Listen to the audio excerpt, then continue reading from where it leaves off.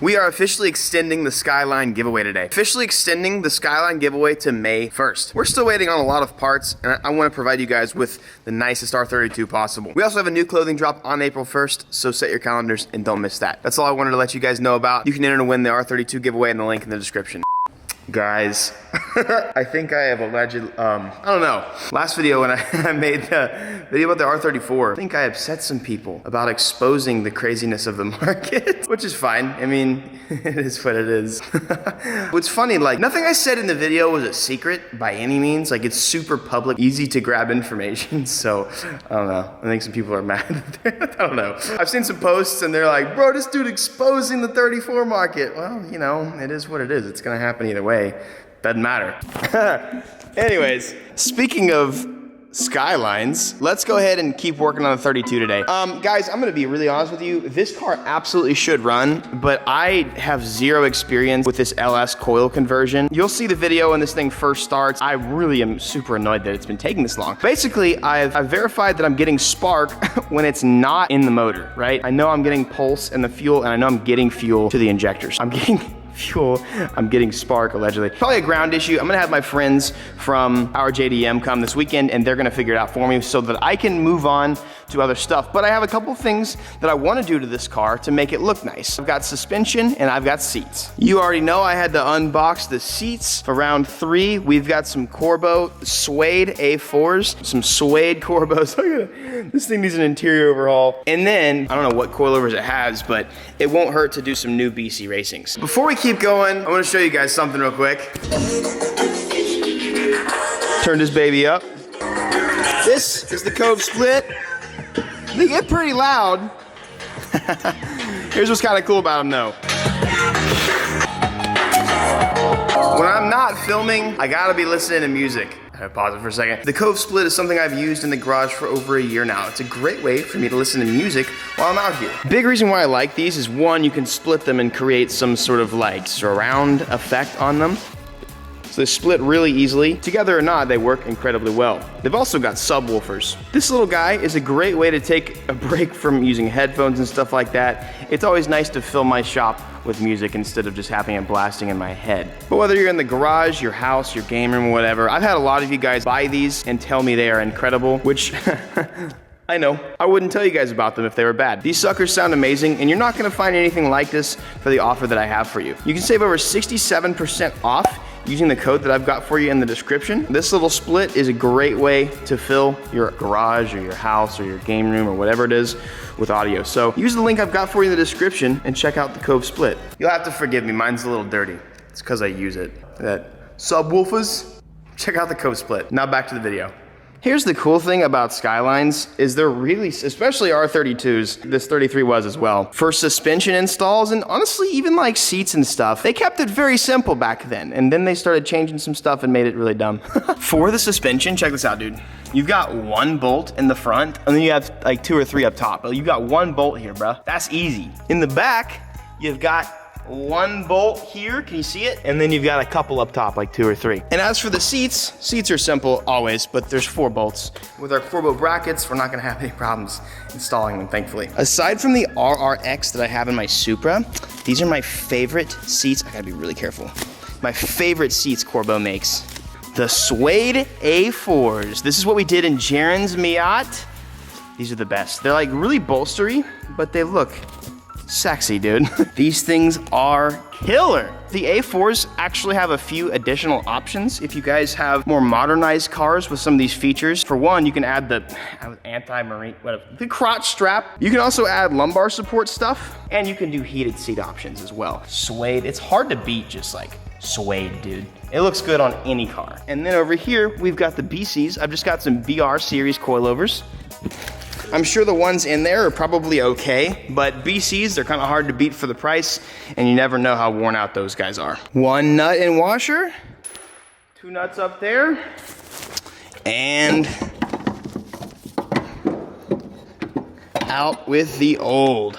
These actually had Swift springs on them, but man, did they look beat up. You just never know, like, you could gamble and these could be decent, but we're switching, boys. Brother, let me tell you what. We're gonna go low.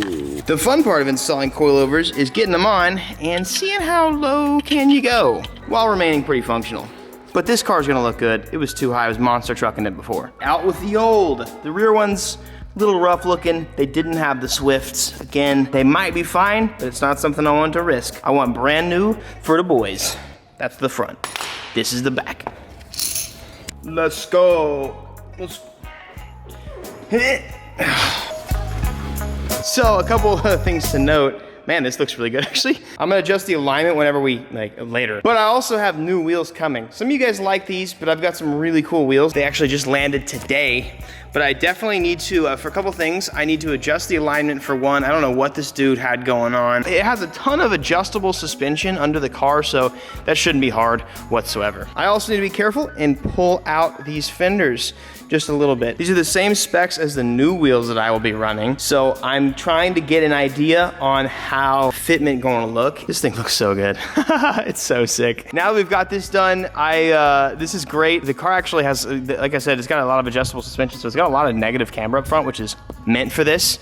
And I'm gonna do probably a little bit more negative camber in the back, just so we don't, actually I don't think we're gonna rub it all, but yeah, this guy's massive fender roll job kills me every time I see it. That is not too bad. I'm going to do a different size tire spec. This tire is not meant for this car. It's like a 245/35 on it right now. I need to do probably like a 245/30 or even a 235/30. I need a lot smaller tire on this thing, but I might do a 245/30 or something, just like make it a little bit wider. And by the way, guys, I just want you guys to hear it.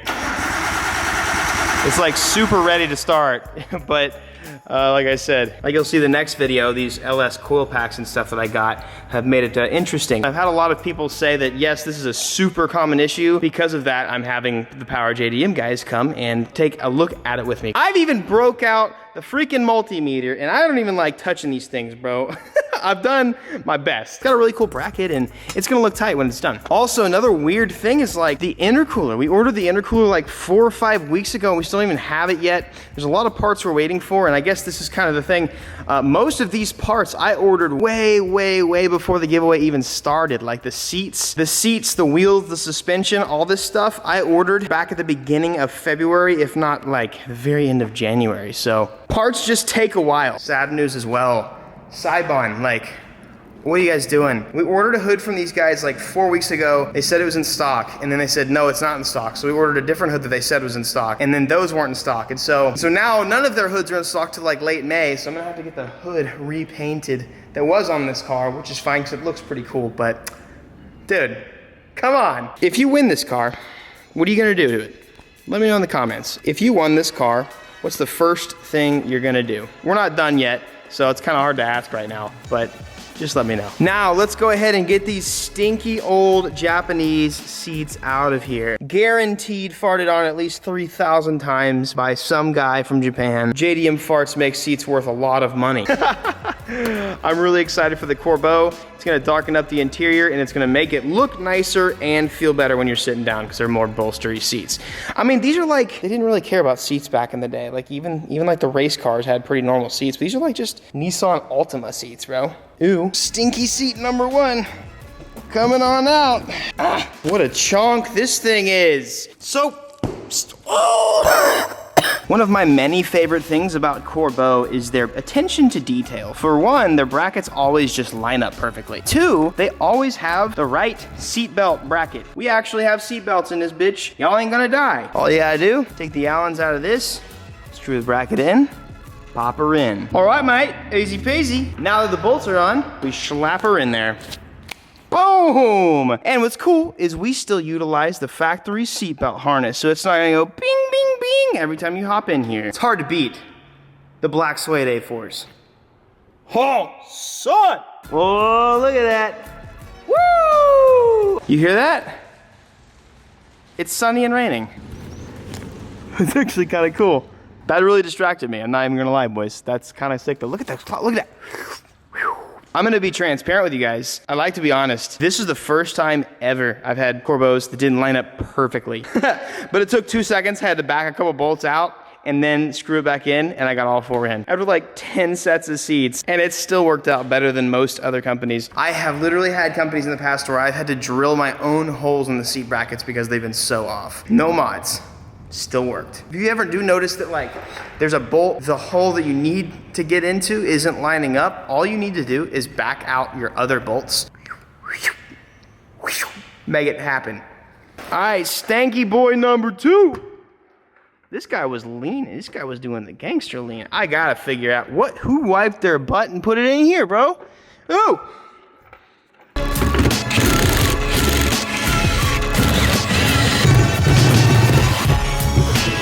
Baba booey.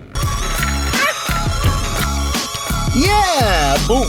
Pro tip, don't tighten a damn thing until you've gotten thread confirmation, boys. Thread confirmation. The thread need to be in that hoe, then you can tighten it down. So here we go, look at that. You got some nice suede Corbeaus. You know what?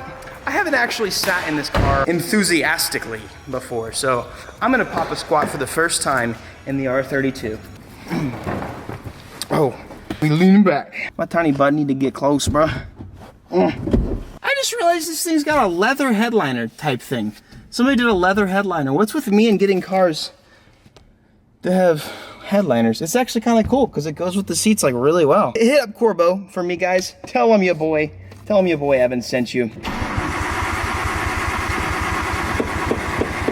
Nothing. That will get fixed so soon. Hoping and praying.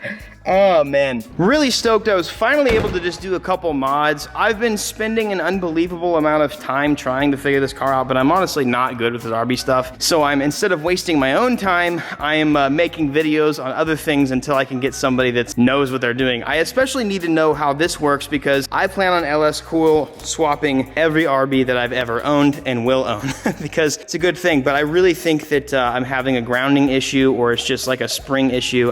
You guys will see the video on that. I did actually, ooh, that's nice. That's a nice angle, bro. That is a nice angle. I've had a lot of people ask me constantly like what my plans are for it. And honestly, my plan for this car is to provide a really clean canvas for you to mess with. Yes, I'm gonna do suspension, wheels, tires, some interior stuff because that is what y'all are gonna do anyways. And I figured I might as well save you guys some money for whoever wins this. Awesome.